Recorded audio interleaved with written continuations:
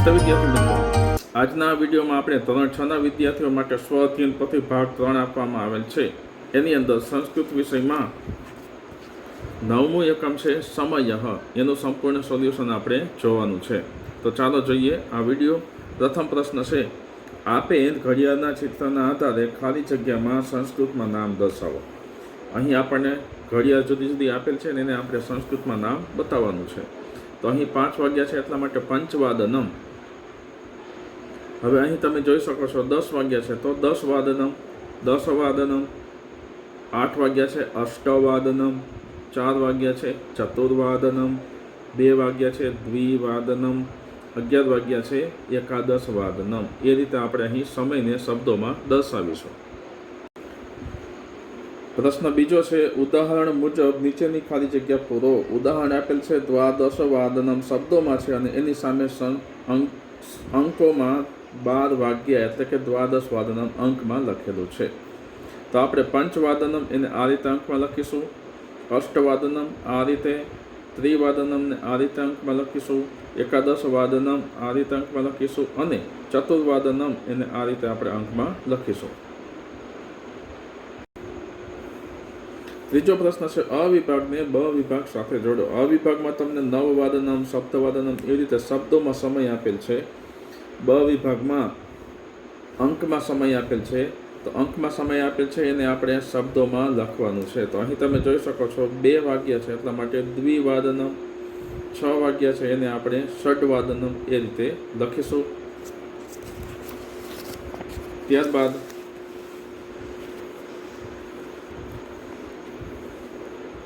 દ્વિવાદનમ, ષડવાદનમ, દસવાદનમ એ રીતે આપેલું છે.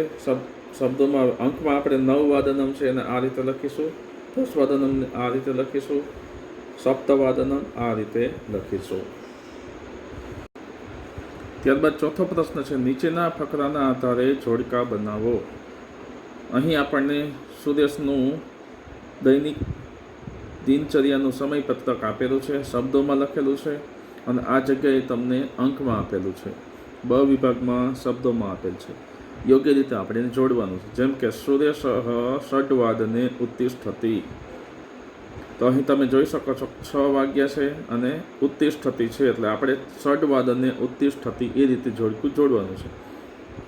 સપ્તવાદને અલ્પાહારામ કરોતિ. તો અહીં તમે જોઈ શકો છો 7 વાગ્યા છે, અલ્પાહારામ કરોતિ એટલા માટે આપણે એને 7 વાગ્યે અલ્પાહારામ કરોતિ અહીં જોડીશું. ત્યારબાદ અષ્ટવાદને સ્વાધ્યાયમ કરોતિ.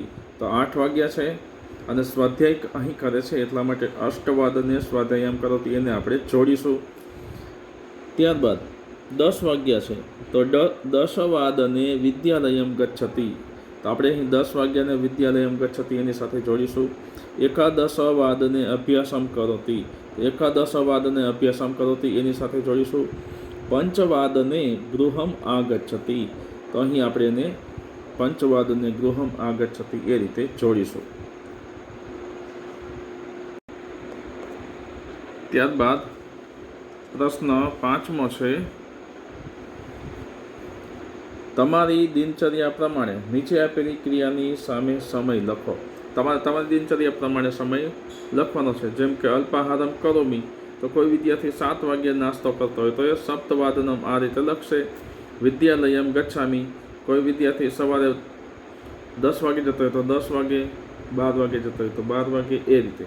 તો અહીં દ્વાદશવાદનમ એવું લખેલું છે. ભોજન કરોમી, ભોજનમ કરોમી તો 11 વાગ્યે, ક્રીડામી 6 વાગ્યે, દૂરદર્શનમ પશ્યામી 9 વાદનમ, શયનમ કરોમી 10 વાદનમ.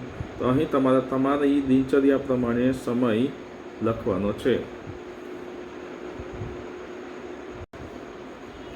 ત્યારબાદ પ્રશ્ન 6 છે, લાગુ પડતો હોય તે શબ્દ પર વર્તુળની નિશાની કરો.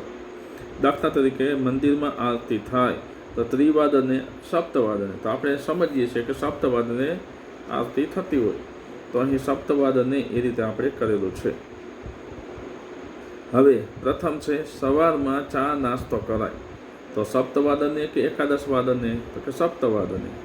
શાળામાં પ્રાર્થના બોલાય એકાદશવાદને. શાળા છૂટે પંચવાદને. રાત્રિ ભોજન અષ્ટવાદને. તો આ રીતે તમારે અહીં વર્તુળાકાર કરવાનું છે. પ્રશ્ન 7મો છે, શિવમ થરાદથી સુરત જવા માટે નીકળે છે. આપેલ નકશામાં તે કયા સ્થળે કેટલા વાગે પહોંચે છે તે દર્શાવેલ છે. તેના આધારે નીચેની ખાલી જગ્યા સમયને સંસ્કૃતમાં દર્શાવી પૂરો. તો અહીં તમને એક નકશો આપેલ છે. 7:30 વાગ્યે થરાદથી નીકળે છે.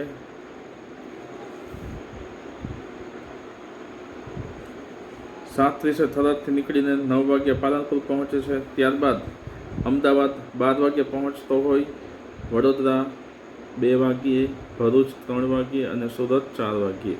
તો અહીં આપણે આ સમયને આ રીતે લખશું. જેમ કે શિવમ સુરત જવા માટે ક્યારે રવાના થાય છે? 7:30. તો 7:30 વાદને. શિવમ પાલનપુર કેટલા વાગે પહોંચે છે? 9 વાદને. શિવમ અમદાવાદ કેટલા વાગે પહોંચે છે? 12 વાદને. શિવમ વડોદરા કેટલા વાગે પહોંચે છે? 2 વાદને. શિવમ ભરૂચ કેટલા વાગે પહોંચે છે? 3 વાદને. શિવમ સુરત કેટલા વાગે પહોંચે છે? 4 વાદને. તો મિત્રો, આ સાથે જ આ એકાંશ અહીં પૂર્ણ થાય છે. મારી YouTube channel my students education પર તમે નવા હો તો આ વિડીયોને લાઈક કરજો, ચેનલને સબસ્ક્રાઈબ કરજો અને તમારા અન્ય મિત્રોને પણ શેર કરજો. ધન્યવાદ.